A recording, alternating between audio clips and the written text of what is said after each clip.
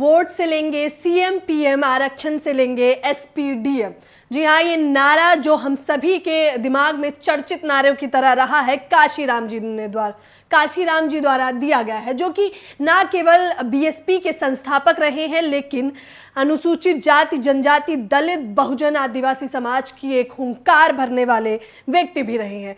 साफ तौर पर उनका ये नारा आज कहीं ना कहीं दबता दिखाई दे रहा है। ये मैं नहीं कह रही हूं, बल्कि तमाम ऐसे आंकड़े आपके सामने पेश करूंगी जिन्हें सुनकर शायद कहीं ना कहीं आदिवासी समाज की दुर्दशा आपके सामने आ जाएगी।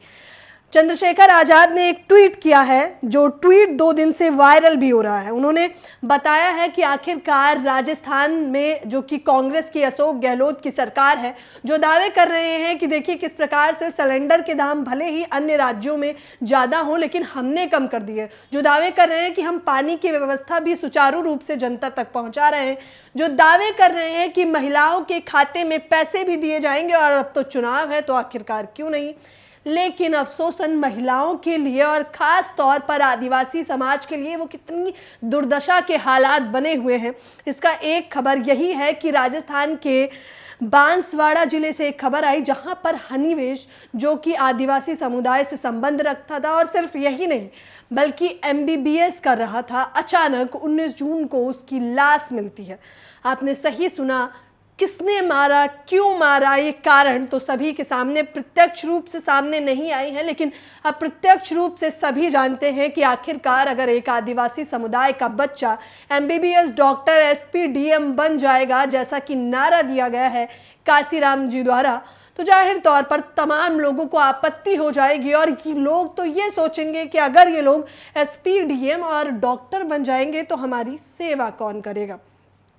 चंद्रशेखर आजाद का ट्वीट पढ़ के सुनाना चाहूंगी कि बांसवाड़ा जिले के हनीमेश आदिवासी एमबीबीएस स्टूडेंट की सीकर में हत्या कर हॉस्टल के बाहर फेंक दिया, जिसके शरीर में 11 फ्रैक्चर आए हैं। एक मां अपने बेटे के लिए न्याय मांग रही है, लेकिन आज 7 दिन बीत जाने के बाद भी अभी तक कोई गिरफ्तारी नहीं हुई है। क्या सरकार व पुलिस अपराधियों के आगे घुटने टेक चुकी है? अशोक गहलोत जी आखिर कब तक ऐसे ही दलित आदिवासी अपने बच्चों को खोते रहेंगे? दलित आदिवासी समुदाय की जब बात की जा रही है तो कहीं ना कहीं सबका साथ सबका विकास कहने वाली भाजपा सरकार ये बताती है कि राष्ट्रपति द्रौपदी मुर्मू तो खुद आदिवासी समुदाय से संबंध रखती हैं, लेकिन उन्हें भी आखिरकार कितना बोलने दिया जा रहा है, उन्हें बात रखने दिया जा रहा है। उनकी स्थिति से, परिस्थिति से हम सभी लोग वाकिफ हैं। आए दिन जिस प्रकार से खबरें वायरल होती हैं ट्विटर पर, सोशल मीडिया पर, तमाम लोग जानते हैं, लेकिन मुद्दा वो नहीं है। आखिरकार इस अमृत काल में आदिवासी समुदाय को अभी भी पढ़ने क्यों नहीं दिया जा रहा, ये बड़ा सवाल है। कांग्रेस जहां ये दावा ठोकती है कि अब जहां वो बात कर रही है कि आदिवासी समुदाय की चहेती है, उनकी आवाज उठा रही है, हुंकार भर रही है, वो बता रही है कि वो तो खुद विपक्ष के तौर में आदिवासी, बहुजन, दलित, अनुसूचित जाति, अनुसूचित जनजाति की आवाज उठा रही है, लेकिन आंकड़े बताऊंगी तो शायद कहीं ना कहीं कांग्रेस भी शर्मसार हो जाएगी। आप देख सकते हैं कि अमर उजाला किस प्रकार से बताता है कि अभी तो भले ही आंकड़े कम हो, आदिवासी समुदाय में जिस प्रकार से हत्या हो रही हैं और महिलाओं के साथ दुष्कर्म हो रहा है, लेकिन जब 2004 से 2013 के दरमियान 10 साल में 6,490 दलितों की हत्या हुई है और 14,200 से भी अधिक दलित महिलाओं के साथ बलात्कार हुए हैं। ये तब की बात है जब 70 साल में बताते थे कि कांग्रेस का डंका बजता है। उन दिनों तो दलितों के और आदिवासी समुदाय के हालात और भी बेकार थे, लेकिन फिलहाल अब आंकड़े देखिए कि किस प्रकार से राष्ट्रीय अपराध रिकॉर्ड ब्यूरो बताता है कि 2014 में औसतन हर घंटे 5 दलित 5.3 के साथ अपराध हुए हैं। ये आंकड़े हैं जो कि राष्ट्रीय अपराध रिकॉर्ड ब्यूरो ने पेश किए हैं। अपराधों की गंभीरता को देखते हुए इस दौरान हर दिन 2 दलितों की हत्या हुई और हर दिन औसतन 6 दलित महिलाएं 6.17 एक साथ बलात्कार का शिकार हुई, ये आंकड़े पेश कर रहे हैं। ये तो वो आंकड़े हैं जो दर्ज करा दिए गए हैं, ये तो वो आंकड़े हैं जो सभी के सामने हैं। लेकिन जरा सोचिए, वो आंकड़े जो कभी सामने तक नहीं आते, वो महिलाएं जो अपने दुष्कर्म की बातें किसी से साझा नहीं कर पाती, उन पर तो शायद कोई बातचीत भी नहीं करना चाहता। और सिर्फ यही नहीं, अभी यूपी के बाराबंकी से जब एक खबर आई थी कि आखिरकार दलित बच्ची के साथ दुष्कर्म किया गया और न्याय नहीं मिला, क्योंकि दुष्कर्म करने के बाद जिन्होंने ये आरोपी जो है बेधड़क घूमने लगे, पुलिस प्रशासन की कोई कार्रवाई ठीक ढंग से ना होने पर जब दलित महिला को ये लगा कि अब उसकी सुनवाई नहीं होगी, तो उसने खुद को मौत के घाट उतार दिया, यानी कि आत्महत्या कर ली। ये खबर भी बहुत वायरल हुई, लेकिन सवाल ये है कि आखिरकार हुआ क्या उस लड़की को न्याय मिला? नहीं। महज 2-3 दिनों पर सोशल मीडिया, ट्विटर पर, इंस्टा पर, यूट्यूब पर, सब जगह, तमाम जगहों पर खबरें दिखाई दी, लोगों ने प्रतिक्रियाएं की, कैंडल मार्च भी दिखाया, नारेबाजी भी की गई, लेकिन अफसोसन कुछ नहीं मिला। तो वो न्याय है।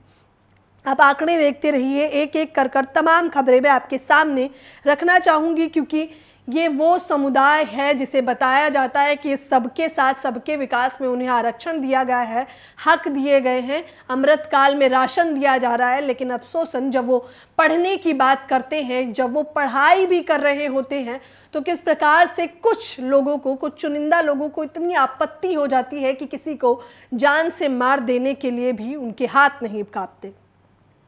ये खबर के बाद लोगों की प्रतिक्रिया रही। देखिए आप, मोतीलाल लिखते हैं कि जब यूसीसी बिल संसद में रखा गया, तब डॉक्टर किरोड़ी जो कि बीजेपी से हैं ने एक बयान दिया था कि इसमें आदिवासी को नहीं मिल रहा है न्याय, लेकिन बाद में लिया गया जो आदिवासी की रूढ़ी प्रथा, फॉरेस्ट राइट, आरक्षण, संस्कृति, परंपरा, रीति रिवाज, हक, अधिकार को खत्म करने की साजिश है। साफ तौर पर तमाम लोग प्रतिक्रियाएं दे रहे हैं। मिशन काशीराम लिखते हैं कि 2018 में राजस्थान की कांग्रेस सरकार दलित आदिवासी के वोट से जीतकर उन्हीं का शोषण कर रही है। मुख्यमंत्री अशोक गहलोत जी हर जुल्म का हिसाब वोट की चोट से देकर 2023 में लेंगे। प्रदीप रॉयल जो कि एएसपी इनका नाम है पूरा, भीम आर्मी सीकर की टीम पहले दिन से पीड़ित परिवार के साथ है। विक्की उदयपुर से लिखते हैं कि बांसवाड़ा जिले के हनिवेश आदिवासी एमबीबीएस स्टूडेंट की सीकर में हत्या कर हॉस्टल्स के बाहर फेंक दिया गया और सीकर जिला बनते जा रहा है भूमाफिया अपराधियों, नकल माफियाओं का अड्डा। प्रहलाद मीना लिखती हैं। साफ तौर पर ये आंकड़े जो मैं आपके सामने पेश कर रही हूँ, आप इन्हीं से अंदाजा लगा सकते हैं, क्योंकि राष्ट्रीय अपराध रिकॉर्ड ब्यूरो ने छापे हैं कि किस प्रकार से दलितों की जो है दुर्दशा हो रही है समाज में। उन्हें पढ़ने लिखने के अधिकार भी अभी तक नहीं मिल पा रहे हैं, उन पर अत्याचार दिन ब दिन बढ़ते जा रहे हैं। ये आंकड़े जो आपके साथ साझा किए हैं मैंने, साफ तौर पर ये सभी के समक्ष है। अफसोसन इनकी सुनवाई क्यों नहीं हो रही, न्याय क्यों नहीं मिल रहा, ये एक बड़ा सवाल है। इस अमृतकाल में क्या महज चुनिंदा लोगों के लिए ये अमृतकाल चल रहा है, या इसमें सभी लोगों से जिनसे वोट लिया जाता है उनके लिए भी कुछ अच्छे दिन हैं भी या नहीं? लेकिन तमाम लोग अब समझ चुके हैं और कह रहे हैं कि इस बार तो क्योंकि राजस्थान और तमाम जगहों पर चुनाव है, 2024 के चुनाव भी नज़दीक हैं, 23 में भी चुनाव है, और साफ तौर पर लोग कह रहे हैं कि वोट की चोट से इस बार सरकार को हरा देंगे। राजस्थान में अशोक गहलोत की सरकार है और वहाँ की दुर्दशा और खबरें तो एकाएक मैं आपके सामने लाती रहती हूँ। फिलहाल इस खबर के बारे में आप लोग अपनी प्रतिक्रिया देना बिल्कुल न भूलें। धन्यवाद। नेशनल दस्तक की आपसे गुजारिश है कि अगर इसको बचाना चाहते हैं तो नेशनल दस्तक को सब्सक्राइब करने के लिए रेड कलर के सब्सक्राइब बटन को दबाएं, फिर बेल आइकन की घंटी दबाएं। नेशनल दस्तक को बचाने के लिए बहुत जरूरी है कि हर खबर को शेयर करें, लाइक करें, कमेंट जरूर करें।